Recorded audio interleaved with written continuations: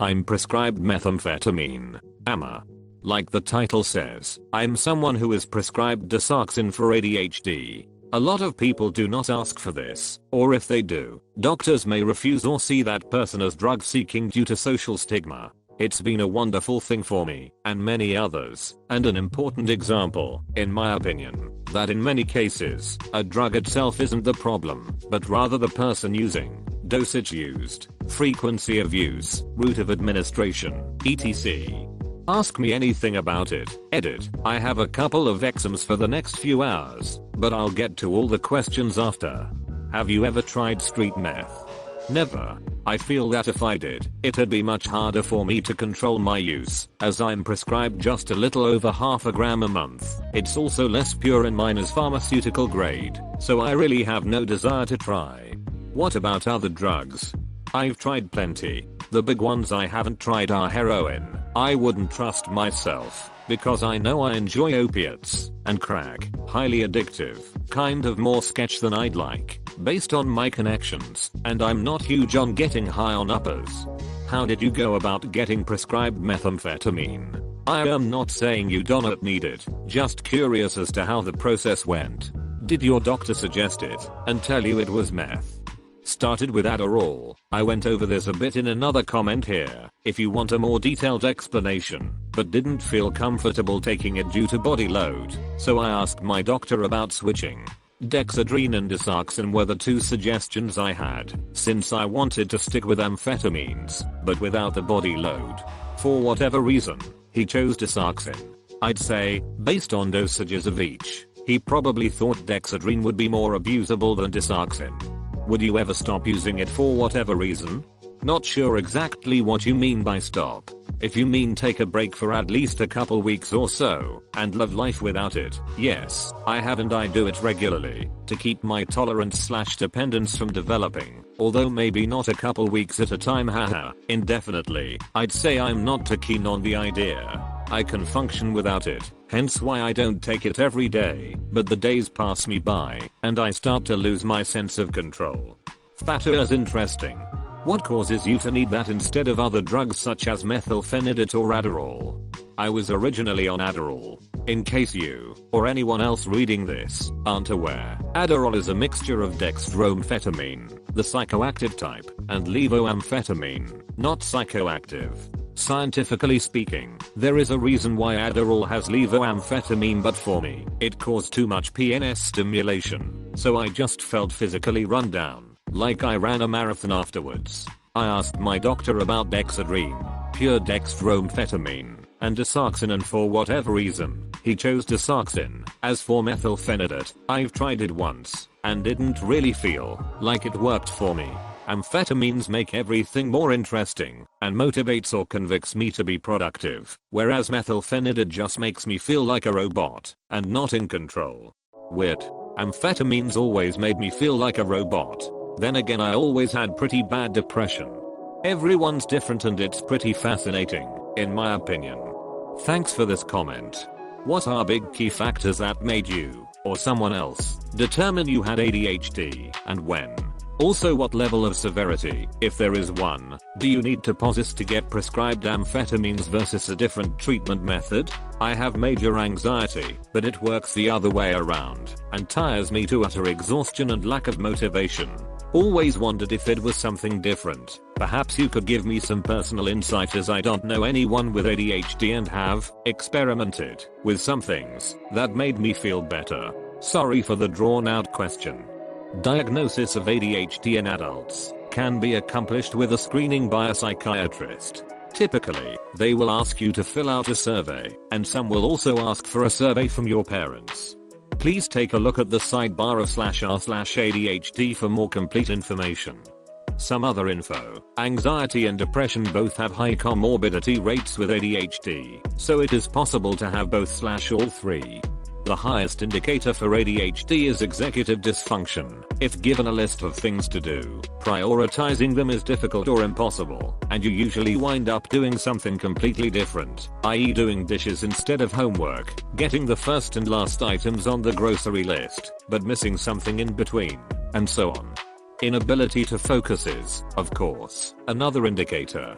If you find yourself reading the same paragraph multiple times because you simply aren't getting the information, that can be a quick litmus test. Not completely accurate, but usable. The inverse, hyperfocus, is also typical of ADHD. When hyperfocusing, an interesting topic or engaging activity can occupy your full attention to the exclusion of all else. And I mean all else. It is possible to ignore pain, discomfort, meal times, and so on. These are shared symptoms between the three types of ADHD: primarily inattentive, primarily hyperactive, and complex. There are more symptoms associated with each of the types as well. Hope you find something that helps. Your examples were so well put and informative. Thank you for taking the time to write all of that. Well, I wrote it instead of doing my homework. ADHD is sometimes great, sometimes it's a bitch to live with. Could you get addicted? Personally, no. It's just not super appealing, because I don't get overly euphoric and it kind of just calms me down. Makes things interesting, but that's about it. Its addiction potential for a normal person is pretty high, depending on the rower. Oral tends to have a much lower risk of addiction than other routes. Lol, of course. What does it feel like if you ever miss a dose or don't take it? My sister takes Concerta, and she says that she instantly knows if she misses a dose because she can't control her thoughts to the point where she begins a sentence and can't finish it, or ends it with a completely unrelated sentence because her mind is onto something else.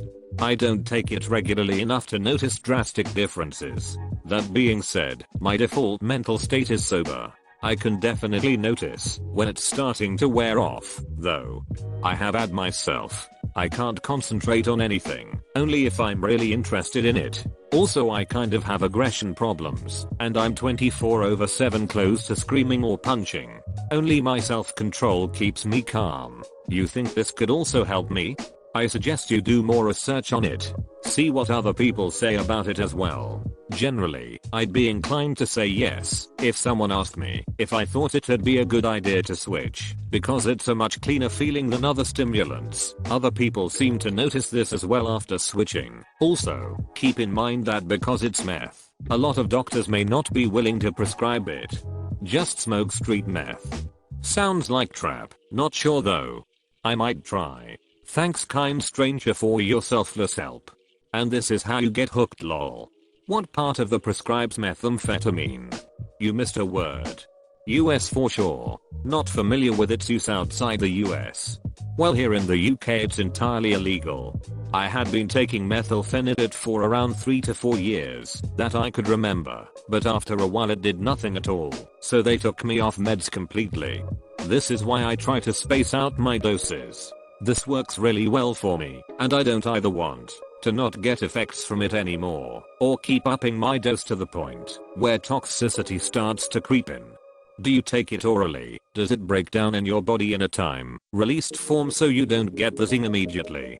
Methamphetamine has such a long half-life that it doesn't come in XR form. But yes, in general, oral dosing with anything leads to a slower onset, no rush like vaping or shooting, and longer duration.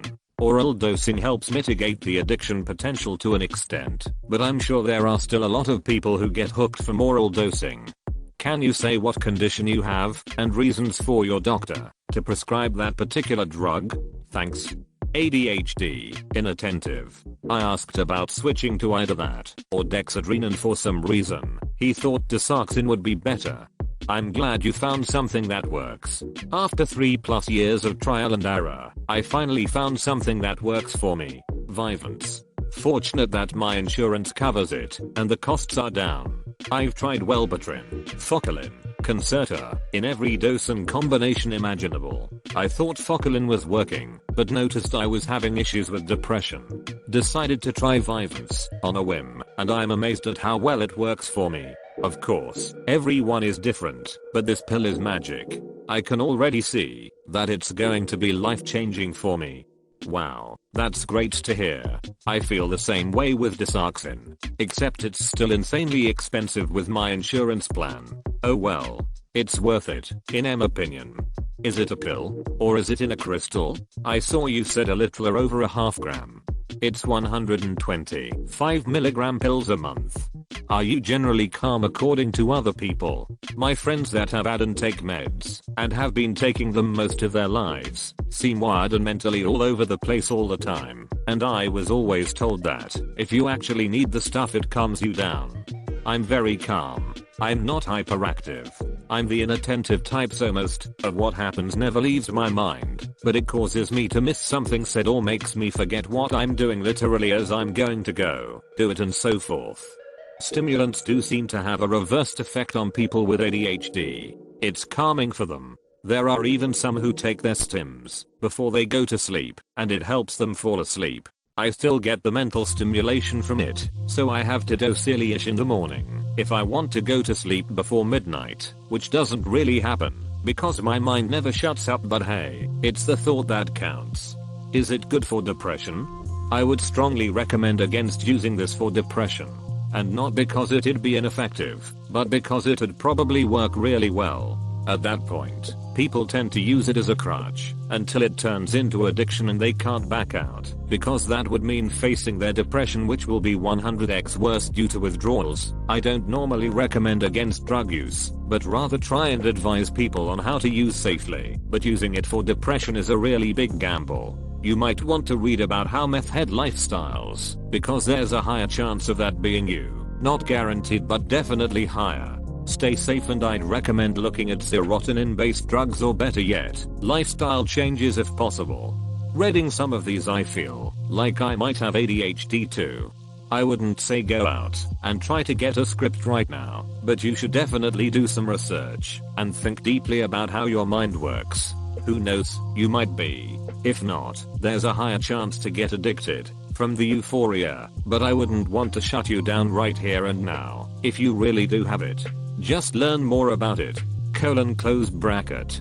I'm more convinced now than ever I do have ADHD. When I work, I'm like a machine, then deep into hermit mode. I need to get medicated ASAP because I have expensive tastes and no money d-dash.